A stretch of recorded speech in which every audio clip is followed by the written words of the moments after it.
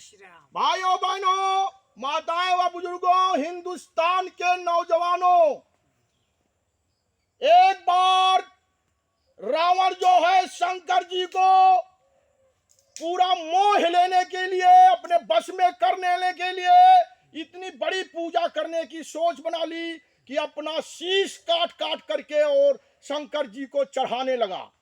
ऐ मेरे भाइयों, ऐ मेरे साथियों, उस समय शंकर जी व्याकुल होकर के, खुश होकर के और रावण से कहा और दर्शन दिया शंकर जी ने, बोलो क्या मांगते हो। फिर रावण आंसू बहाने लगा और शंकर जी से निवेदन किया कि आप हमारे लंकापुरी में चलिए। रावण ने काफी सिफारिश करने के बाद शंकर जी ने अपनी लिंग को काट करके दिया और रावण ले करके वहां से उड़ा। मेरे भाइयों, देवताओं में हलचल मच गई, पूरे संसार में हलचल मच गई और वहां से रावण जो माया रूपी शंकर जी की माया लेकर के उड़ा। रास्ते में रावण को लघुशंका लग गई। लघुशंका लगने के बाद रावण व्याकुल हो गया। धीरे धीरे रावण इतना व्याकुल हो गया कि उस शंकर जी की मूर्ति को लेकर के और जमीन में आना पड़ा। वहां पर एक ग्वाला, बैजू ग्वाला, एक गैया को चरा रहा था। उसको बुलाया, काफी देर सिफारिश करने के बाद वो आया और बैजू ग्वाला को वो मूर्ति बोला कि इसको संभालिए, मैं लघुशंका करने के बाद तुरंत आता हूं, जमीन में नहीं रखना है। रावण उसको संभाल करके उसको दे दिया। वो संभालने के बाद वो माया रूपी मूर्ति जमीन में गिर गई। रावण पेशाब करने के बाद आया और उसके बाद वो मूर्ति उठाने लगा, उस मूर्ति को हिला नहीं पाया। फिर रावण निराश होकर के और लंकापुरी के तरफ उड़ करके चला गया और वो मूर्ति उसी स्थान पर जम गई। वहां पर बैजू ग्वाला, जो आज हिंदुस्तान के अंदर जितने भी यादव हैं वे भी हिंदू हैं और उन्हीं के नाम ये बैजनाथ धाम बना हुआ है।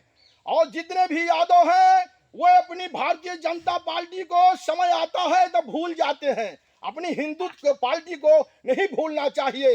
मुलायम सिंह की पार्टी जो है, समाजवादी पार्टी में जितने नेता हैं वे भी हिंदू हैं। हिंदुस्तान का जहां सवाल है तहां पार्टी नहीं देखना चाहिए, देश के साथ में एक हो जाना चाहिए। चाहे जो पार्टी हो, सभी को एक होना चाहिए। तो वो बैजू ग्वाला रोज गैया चरा करके आता था और गैया बांध करके चला जाए, उसकी गाय का दूध, 2-4 गाय का दूध रोज गायब हो जाता था। वो बैजू ग्वाला आता था और इसको विश्वास हो गया कि यही मूर्ति रोज के रोज दूध पी जाती है। 4 लाठी रोज मारता था, 4 लाठी मार करके तब जाता था, भोजन करता था और मारे गुस्सा में उसको 4 लाठी रोज मार देता था। और एक दिन बैजू ग्वाला पहुंचा और भोजन करने लगा, पहल कवार मुंह के लगाया तो ये याद आया कि आज 4 लाठी हमने नहीं मारी। वहां पर भोजन छोड़ दिया और भोजन छोड़ने के बाद फिर आया, जैसे लाठी उठाया मारन चाहा जोर लगा के और शंकर जी प्रकट हो गए और बैजू ग्वाला नीर बहाने लगा, आंसू बहाने लगा, रोने लगा। उसके बाद शंकर जी ने बोला, बोलिए आप क्या मांगते हैं। और बैजू ग्वाला पैर पर गिर पड़ा, रोने लगा, हमसे बहुत बड़ी गलती हो गई।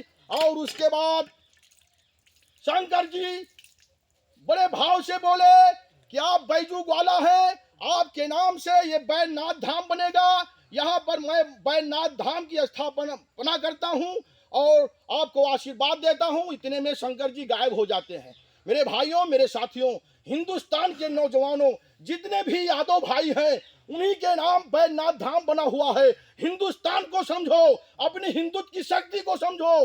आप भी हिंदू हैं, सभी तीर्थ वर्ष को मानते हैं और अपनी शक्ति को मानते हो, तो ये भारतीय जनता पार्टी को कभी ना भूलो और अपने ये लोकल पार्टी, दल बदलू पार्टी, ये लिमिटेड पार्टी जो समाजवादी पार्टी जात पात बना करके मुसलमानों को बढ़ावा दे दिया, यादव को बर्बाद कर दिया, ये देश को बर्बाद करने वाले, देश को मिटाने वाले सब पार्टी हैं। देश को सजाने वाले श्री मोदी जी हैं। जय श्री राम। जय